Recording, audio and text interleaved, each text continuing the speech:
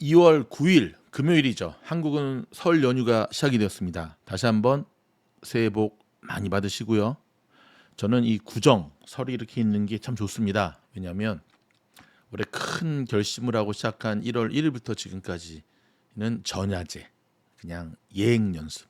본 게임은 우리 또 한국 사람이니까 민족의 명절 바로 구정, 설 이후다 생각하면 되니까요. 첫 번째 소식은 좀 흥미로운 리포트가 나왔는데요. 요즘 저 베런스에서 좀 독특한 리포트를 좀 많이 내네요. 제목 그대로 이야기하자면 테슬라가 지금 4일째 상승했는데 이러한 상승이 오히려 패자가 될 수 있다, 루저가 될 수 있다. 그건 뭔 기사인가 하고 제가 쭉 읽어봤더니 이 기사의 논리는 그렇습니다. 테슬라가 본격적으로 상승해야 되는 모멘텀이 바로 프라핏이라든지 전기차 시장의 확대라든지 테슬라 인도량이든지 이런 거에 기인을 해야 되는데 지금 테슬라의 상승은 그런 것이라기보다는 이제 시장의 상승과 맞물려서 올라가는 어떤 그런 측면이 강하다. 그래서 테슬라가 본격적으로 상승하기 위해서는 이러한 상승보다는 확실한 테슬라 자체만의 상승 동력을 가지고 나가야 된다라는 얘기가 핵심이더라고요. 그러니까 이제 테슬라의 가치 평가 관점에서 이제 기사를 썼는데 늘 미주놀이 이야기하는 것과 일치하죠. 테슬라가 진짜 가기 위해서는 뭐다?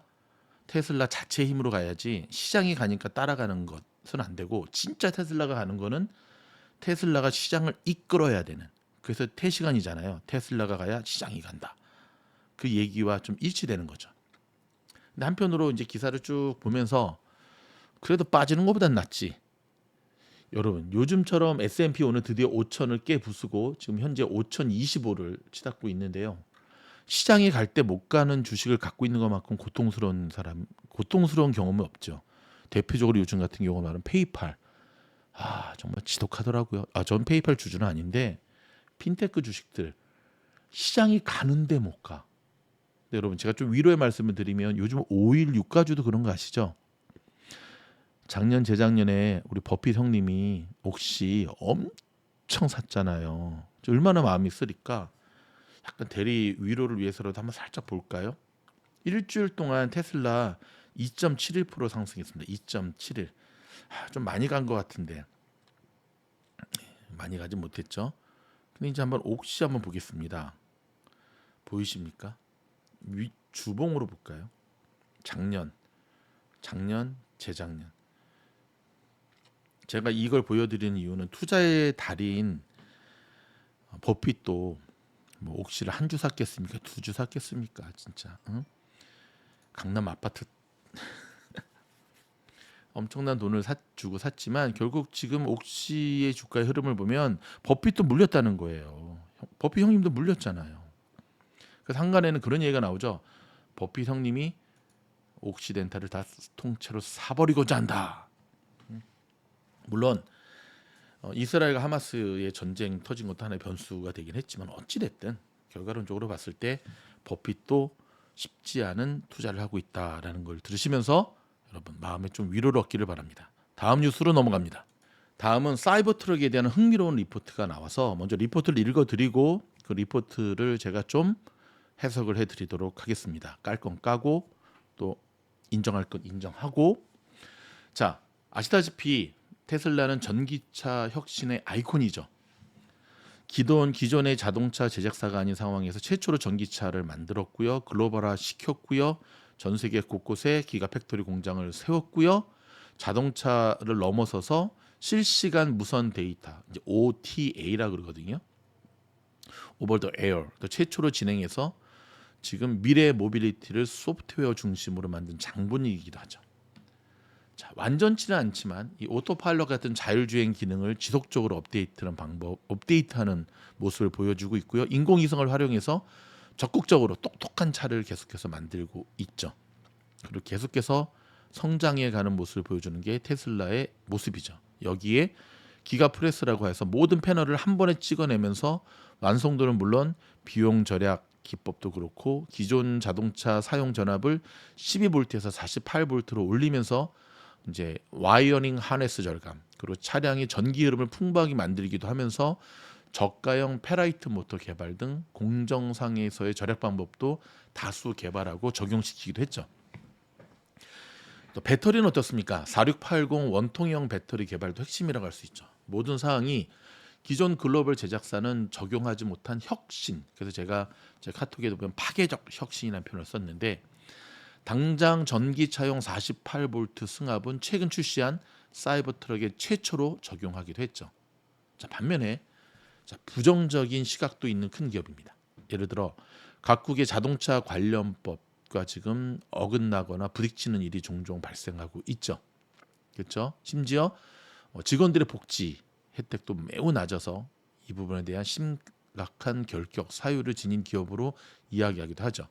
그럼에도 불구하고 중국산 테슬라 모델 Y의 경우는 낮은 옵션과 중국산 LFP 배터리를 탑재해서 한국 돈으로 2천만 원 이상의 가격을 낮추면서 10배 이상 판매율을 올리는 어떤 약간은 이율 배반적인 특성도 나타내고 있죠. 자, 최근 출시된 사이버트럭은 예상과 달리 출시 발표 이후 약 5년이 지체된 모델입니다. 그러니까 만들겠다고 한 다음에 5년 만에 나왔다는 거죠. 이전 모델 3 발표 이후에는 예약을 받은 이후 3년 이상 지체된 사례와 유사하다고 할 수 있는데 모델 Y가 그랬거든요. 모델 3가. 자, 생각 이상으로 대규모 양산에 문제가 많다는 뜻이기도 합니다. 최근 예약자에게 전달하기 시작했지만 역시 대규모 생산에는 많은 어려움이 있는 것 일론도 얘기를 했죠. 자, 이번 사이버트럭은 글로벌 시장에서 역시 많은 관심을 가진 모델이고 말도 많고 탈도 많고 호불호가 갈리는 경우도 있지만 다수의 소비자가 신청한 상황이고요. 기다리고 있는 상황이고 어찌됐든 굉장히 이슈화되면서 많은 이들이 원하는 꿈의 픽업 트럭으로 지금 자리 잡고 있죠. 사이버 트럭은 평범한 상태의 재질을 그대로 사용하고요. 평범한 상태로 활용하면서 마지막 모서리 부분을 직접 구부리는 공법을 사용했죠. 각진 공법, 그렇죠? 도장도 어려운 이유가 있고 표면이 부식되지 않는 특성을 이유로 도장 자체가 없는 유일한 모델이기도 하죠. 자, 그러다 보니까 내부 특성을 제외하고도 외부 디자인이 생각 이상으로 이상학적인 형태를 지니고 있습니다. 이게 이제 테슬라 매니아층을 중심으로 열광하는 이유이기도 하죠. 무게는 3톤이 넘습니다.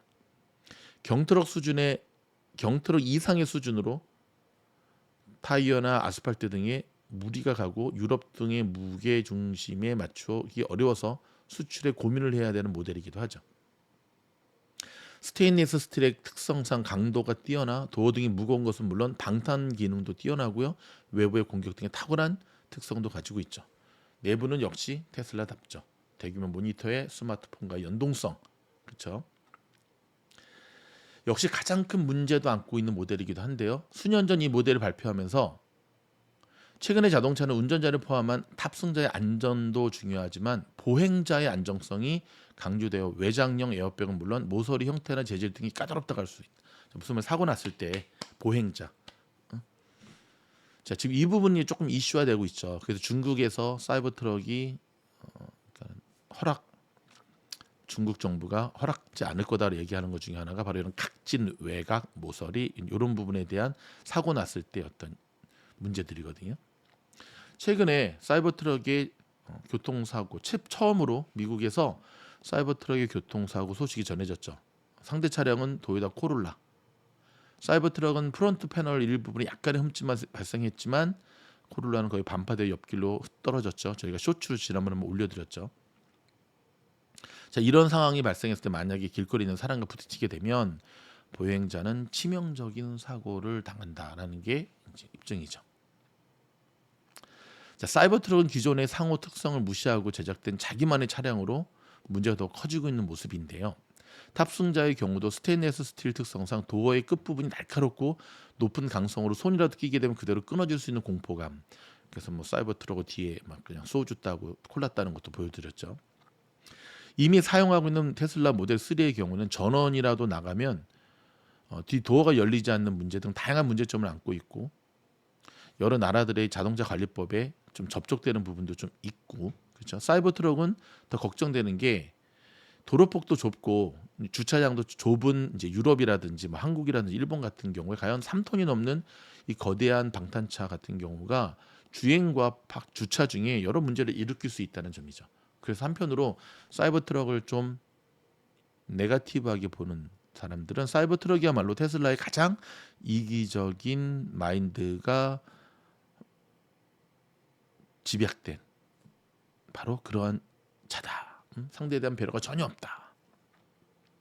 법적인 경우도 당연히 안전하게 구축하는 방향으로 발전해야 되는데 테슬라의 사이버 트럭 같은 경우는 혼자만의 독자적인 아이콘을 만들어서 글로벌의 망나니가 되는 모습 같다.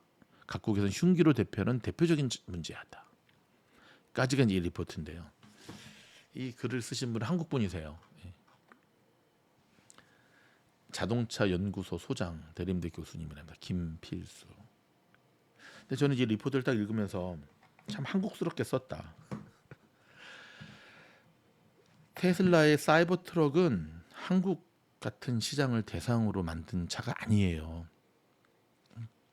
제가 미국에 와서 깜짝 놀란 게 이 픽업 트럭에 대한 로망들을 다 가지고 있고요. 더 놀란 게 홈디포를 가보면 집을 지을 수 있는 모든 머티리얼이 그 안에 다 있어요. 그래서 한국에서 건축하다 미국에 오신 분들이 하는 얘기가 한국에서는 꿈도 못 꾼다는 얘기예요. 한국은 건축을 하기 위해서는 건축업자들한테만 제공되는 카르텔과 이 공급사들이 있는데 미국을 와 보니까 그 모든 게 다 오픈돼 있다는 거예요. 그래서 홈디포를 가면 집을 지을 수 있는 게 모든 게 그 안에 다 있다는 거예요. 이게 얼마나 투명하고 좋은 나라냐. 제가 이 얘기를 왜 드리냐면 미국 사이버 트럭의 여러분 마켓은 일단 미국이에요. 미국이라니까요. 미국, 캐나다 좀 이렇게 넓은 한국이 아니라고요. 유럽이 아니라고요. 일본이 아니라고요. 그래서 어찌 보면 테슬라 입장에서는 사이버 트럭의 어떤 생산량에 대해서 지금은 이제 만들어내는 것도 좀 어려운 부분도 있지만 다른 세단이라든지 모델 Y처럼 그런 생각이 처음부터 있었던 건 아니죠. 그렇죠? 그 저는 이 글을 쭉 읽으면서 어떤 생각을 딱 했냐면 이 테슬라의 사이버 트럭을 군용으로 다 납품해도 되겠네. 이렇게 튼튼하다면. 실제 지금 테슬라의 사이버 트럭을 폴리스카로 활용하자. 지금 그런 얘기들이 계속 나오고 또 일부 지금 주에서는 테슬라 모델 Y를 갖다가 이제 폴리스카로 활용하는 것도 많이 있죠. 그런 상징성. 처음에 한국에 코스트코가 딱 들어갔을 때 되게 안 됐었어요. 제가 20년 전 미국 오기 전에 그때도 저기 서초동에 살았었는데 서초동 저쪽에도 좀 서초동이 아니라 좀 밑에 조금 가보면 이름이 뭐였더라? 그 코스코 동네 이름을 까먹었는데 그쪽 동네에 코스코가 있었어요. 거기 하나 있었고 영등포 하나 있었고 그다음에 저쪽 상봉 쪽에 하나 있었어. 딱 세 개 있었는데 파킹랏을 가보면 코스코 파킹랏이 4층으로 지어졌는데 거의 그냥 널널널널널. 그래서 저는 이게 좀 망하겠다. 근데 그때 한국의 언론에서 어떤 걸 계속 터뜨렸냐면 이렇게 창고형 매장이 한국과는 안 맞다. 이런 큰 물건을 대량으로 사갈 사람도 없고 왜냐하면 소매상도 이 도매상들이 다 갖다 주지. 그리고 이런 걸 실어나를 차도 없고 이거는 미국식 이제 한국은 전혀 안 맞다. 글쎄요. 그로부터 20년이 지났습니다. 제가 어떤 말씀 안 들어도 알죠? 미국의 코스코 CEO가 한국의 코스코를 생각하면 맨날 감동과 감사의 눈물을 흘린대잖아요. 너무 감사해서. 너무 잘 팔아줘서. 한국의 코스코가 1위랍니다. 1위 매출 1위.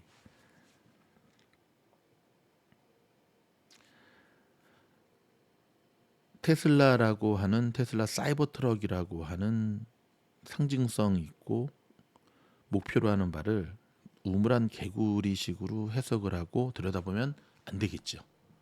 일단 요까지만 해석해 드리도록 하겠습니다. 동의 안 하시는 분도 있을 텐데 일단 제 생각은 그렇습니다. 그리고 또 하나 많은 사람들이 이런 비판을 합니다. 테슬라가 반값 테슬라를 내놨어야지 사이버 트럭 같은 걸 왜 내나. 물론 사이버 트럭도 내놓고 반값 테슬라도 내놨으면 더할 나위 없이 좋았겠지만 반값 테슬라에 대해서 전 지금도 테슬라 안에서 내부적인 논의가 많이 있을 거라고 있겠죠. 근데 정말 못 만드는 건가? 저는 안 만드는 게 더 강하다. 안 만드는 이유가 더 많다라고 생각을 하는데요. 여러분 정말 반값 테슬라 만들려면 뭐 BYD나 이런 데서 배터리 좀 사다가 못 만들겠습니까? 근데 그렇게 되면 브랜드 가치가 떨어지잖아요. 여러분 아이폰이 저가형 폰을 못 만들까요? 안 만드는 거죠. 샤넬이 에르메스가 저가형 지갑을 안 만드는 걸까요? 못 만드는 걸까요? 안 만드는 거죠. 아니 가죽 조가리 좀 모아다가 만들어도 만들 수 있게끔 안 만들잖아요. 저가형 테슬라를 만들어서 많이 공급하는 것보다 더 중요한 거는 브랜드 가치를 유지하는 거거든요. 명품은 걔는 명품이 아니죠.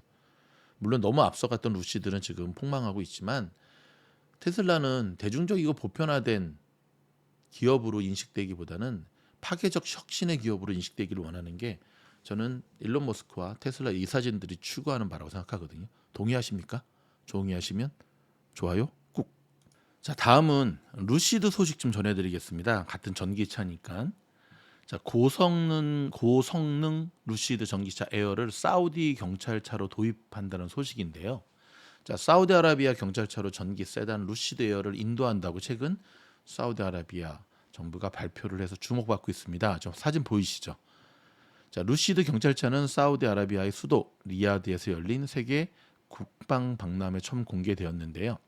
자, 현지 외신에 따르면 루시드는 사우디 프로젝트 SNS에 차량 이미지를 올려서 루시드 에어 경찰차의 모습을 공개했습니다. 사우디아라비아 내무부도 SNS에 차량 영상을 공개했는데요.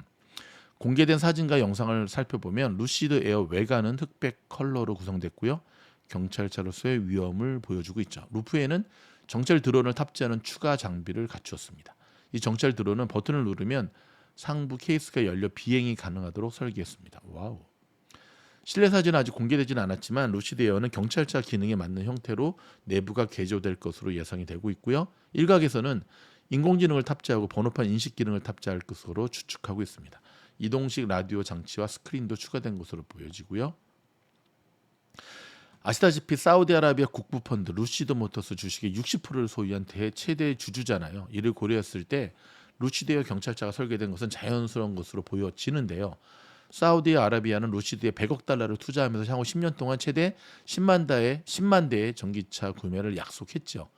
앞으로 10년 동안 사우디아라비아는 루시드 판매 실적이 많은 부분을 차지할 것으로 보이는데요. 루시드는 사우디에 전기차 공장을 보유하고 있으며 사우디아라비아 국부펀드와 팍스콘 합작 스타트업 CEO와 함께 사우디아라비아 전기차 보급에 중요한 역할을 할 것으로 기대가 된다.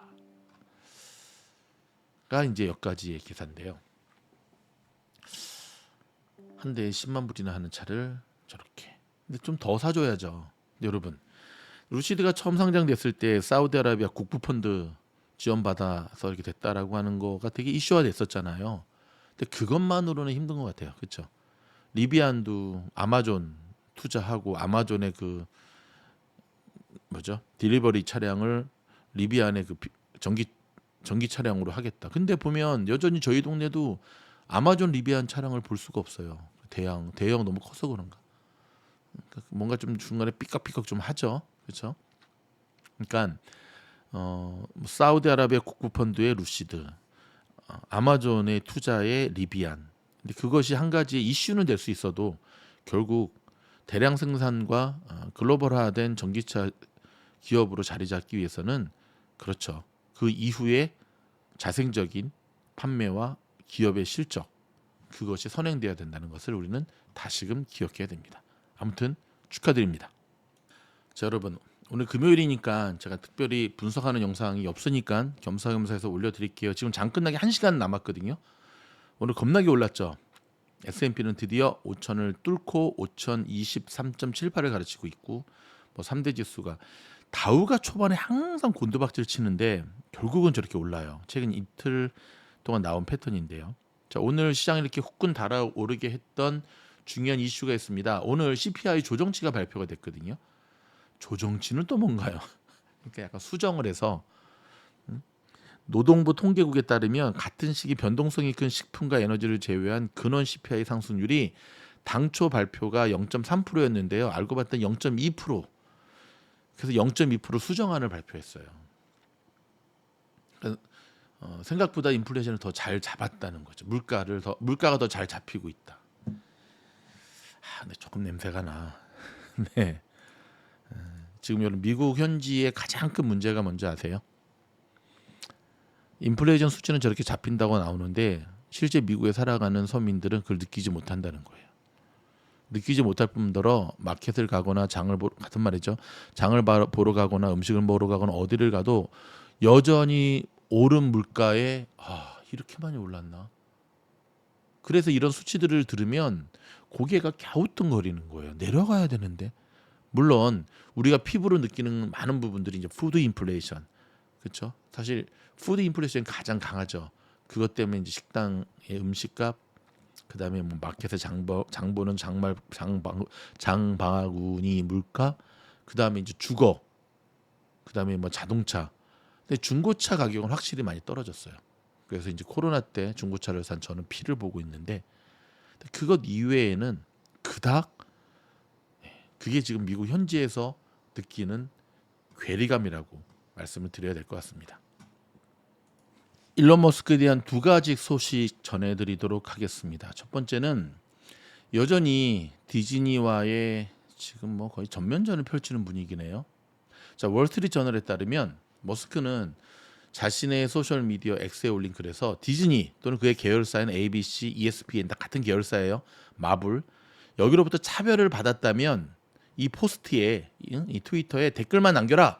법적인 지원을 해주겠다고 밝혔습니다. 즉 소송 비용을 대겠다는 겁니다. 와, 웬일이야.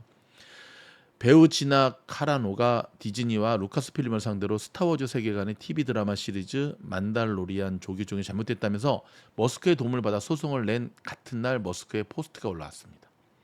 머스크와 디즈니 CEO 밥 아이거 간의 갈등 좀처럼 잦아들지 않는 가운데 이제 트위터에서 디즈니가 열받아가지고 확 광고를 빼버리면서 본인만 뺀 게 아니라 막 같이 좀 광고하고 있던 그 다른 기업들을 좀 쑤셔가지고 같이 빠지자.